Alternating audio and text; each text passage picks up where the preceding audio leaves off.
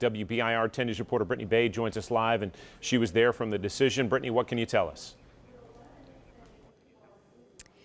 John, well, everything happened very quickly. We were just brought into the courtroom because we were told that the jury had a few questions, and then they revealed that they were hopelessly deadlocked. All 12 jurors raised their hands and said that there was no way that they could all agree on a unanimous decision. And defense attorney Greg Isaacs brought into the record that the jury was split 11-1 not guilty. So they would have, they said that Norman Clark would have not been guilty of committing this murder. And we want to go now to, what we can see next. And for that, we want to bring in attorney Don Bosch. So really, what is the next steps? What are we going to see happen to Norman Clark now? Well, the court will set a status hearing, or has set a status hearing, for the parties to announce what their intentions are. It's incumbent on the state to decide whether or not he is going to be re-prosecuted for this crime. Historically, 11-1 decisions are very, very difficult cases for the prosecution to retry. And unless they think that their proof gets better or there's some meaningful change that can occur between now and a future trial date, it would be unusual for this gentleman to be retried on this offense. So let's talk specifically about this case. This case was a matter of mostly circumstantial evidence. There was no and will never be any direct evidence tying Norman Clark to the murder or the crime scene. So is this something that we're probably not going to see retried? Well, again, you never say never, and what I mean by that is sometimes new evidence emerges. Examples would be somebody makes a latent confession to another person. There's some additional piece of forensic evidence that's retested. We've seen that through the advent of DNA and the advance of DNA-type sciences.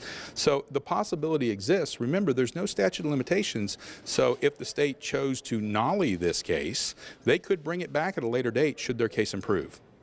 All righty. Well, thank you. And we'll, of course, keep you, everybody up to date on that trial and how that progresses. And we also want to add that the defense motioned for Norman Clark's bond to be reduced from $500,000 to $50,000. And again, defense attorney, that motion was approved, and defense attorney Greg Isaacs said that he anticipates Clark will be out on that tonight. And we will have a full, more detailed report coming up for you on 10 News at 5. John?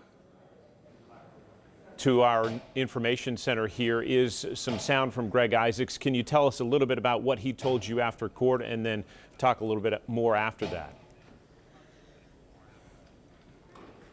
Well, when Greg Isaacs came out, he was obviously, he's very happy that his client wasn't straight convicted of this crime, and he made a point to point out that his condolences go out to the family of Brittany Eldridge.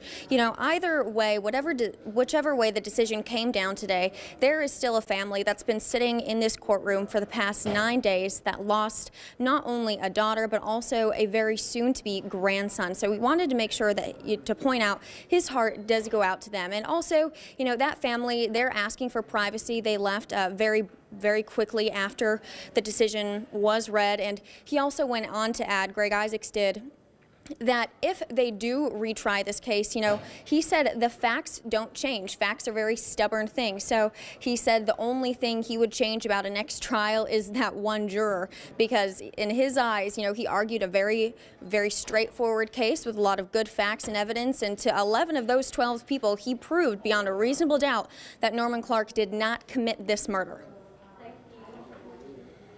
All right, Brittany Bade for us live in downtown Knoxville with more on the mistrial declared in the Norman Clark trial. Thanks very much. We'll have more at 5 and 6 as well, and hear from at least the defense in this case.